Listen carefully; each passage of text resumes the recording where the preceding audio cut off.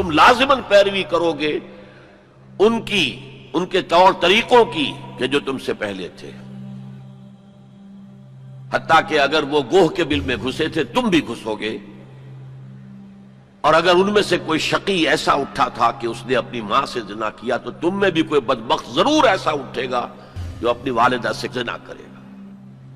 کہ حضور صلی اللہ علیہ وسلم نے فرمایا میری امت پر بھی وہ تمام حالات وارد ہو کر رہیں گے جو بنی اسرائیل پر آئے، بالکل ایسے ہی جیسے کہ ایک جوڑے کی دو جوتیاں ایک دوسرے کے مشابہ ہوتی۔ اس حدیث نے ایک دم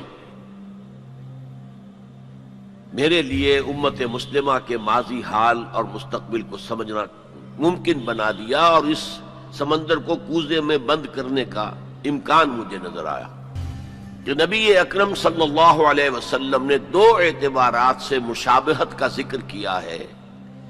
موجودہ امت مسلمہ یعنی ہم امت محمد صلی اللہ علیہ وسلم، اور سابقہ امت مسلمہ یعنی بنی اسرائیل۔ آپ میں سے بہت سے حضرات کے لیے تو بنی اسرائیل کے لیے یہ اصطلاح ہی بہت عجیب سی محسوس ہو رہی ہوگی، سابقہ امت مسلمہ۔ تو یہ اصل میں ہماری ناواقفیت کی وجہ سے ہے، ورنہ جیسے کہ غالب نے کہا تھا کہ ریختہ کے ایک تم ہی استاذ نہیں ہو غالب، سنتے ہیں اگلے زمانے میں کوئی میر بھی تھا۔ تو ایسے ہم ہی واحد امت مسلمہ نہیں ہیں، ہم سے پہلے بھی ایک عظیم امت رہی ہے بنی اسرائیل۔ وہ حضرت موسیٰ کے امتی تھے، ہم حضرت محمد کے امتی ہیں صلی اللہ علیہ وسلم علیہ الصلوۃ والسلام۔ انہیں تورات دی گئی تھی، ہمیں قرآن دیا گیا ہے، اور قرآن مجید میں بار بار آتا ہے کہ اہل ایمان جس طرح قرآن پر ایمان رکھتے ہیں ایسے ہی تورات اور انجیل پر بھی ایمان رکھتے ہیں، یعنی اس بات پر ایمان کہ وہ اللہ کی کتابیں تھیں اگرچہ ان میں تحریف ہو گئی۔ پھر ذہن میں رکھیے اس امت میں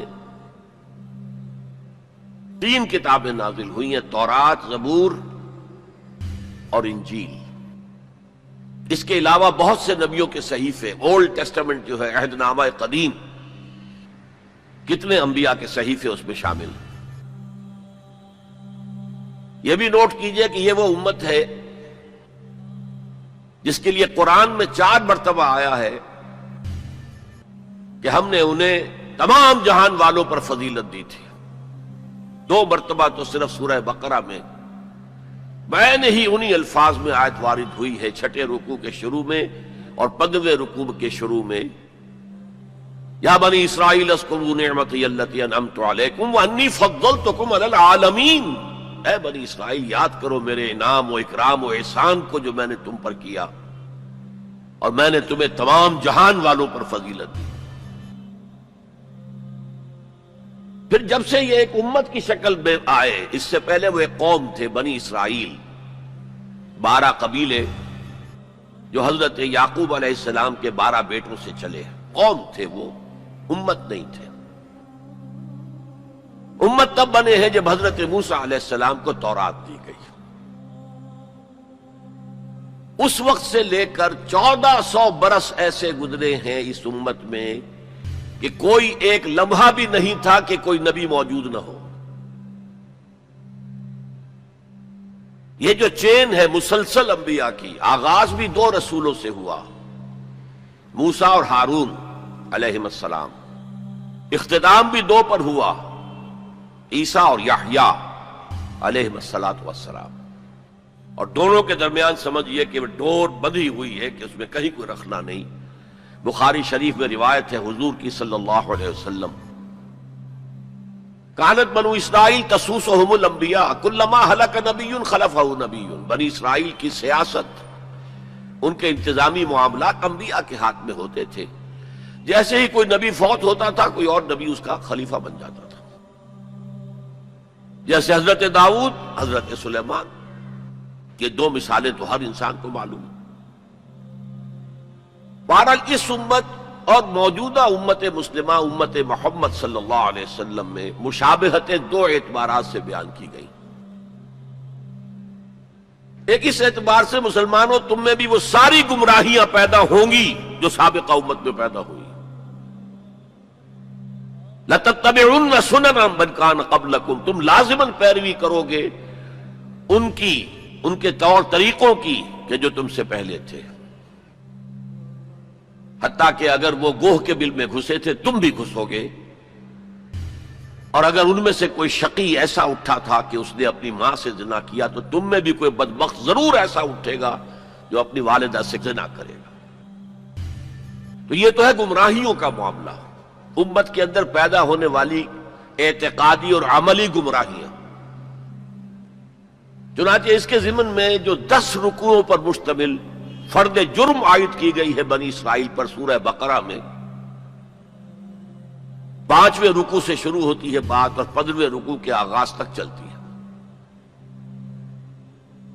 اس میں در حقیقت ہم اپنی موجودہ کیفیت کا اس آئینے میں مشاہدہ کر سکتے ہیں۔ وہ ساری اعتقادی اور عملی گمراہیاں ہمارے اندر پیدا ہوئی۔ ہم تو بخشے بخشائے ہیں، سیغفر لنا، ہم تو اللہ کے محبوب اور چہیتے ہیں، ہمیں تو آگ جہنم کی چھوئے ہی کہ نہیں، چھوئے گی تو گنتی کے چند دن۔ پھر دین کے اندر تفریق، کچھ احکام ماننے کچھ نہ ماننے، جس کا میں حوالہ اس سے پہلے دے چکا ہوں۔ افتؤمنون ببعض الکتاب وتکفرون ببعض۔ پھر یہ کہ دین کے ظاہر کے اوپر ہی اپنی ساری توجہ جو ہے مرکوز کر دینا، باطنی اس کی حقیقت اور باطنی روح سے صرف نظر کر لینا، ظاہری چیزوں میں بال کی کھال اتارنا اور چھوٹی چھوٹی چیزوں پر کفر کے فتوے لگا دینا، جیسے کہ حضرت مسیح نے کہا تھا کہ تم مچھر چھانتے رہ جاتے اور سموچے اونٹ نگل جاتے۔ رفع یدین پر تو ہو رہا ہے من دیگرم تو دیگری، تم اور ہو میں اور ہوں، اور سودی کاروبار میں بھی کر رہا ہوں وہ بھی کر رہا ہے، کوئی پرواہ نہیں۔ تو ایک پہلو تو یہ ہے، اور وہ بھی ہمارے لیے بہت توجہ طلب ہے کہ ان آیات کو پڑھتے ہوئے ہم اپنا جائزہ لیتے رہیں کہ اصل میں ان آیات میں سورہ بقرہ کے 10 رکوعوں میں اللہ تعالیٰ نے پیش کی ایک آئینہ ہمارے سامنے رکھ دیا کہ اس اعتبار سے تمہارے اندر بھی گمراہیاں پیدا ہو کر رہیں۔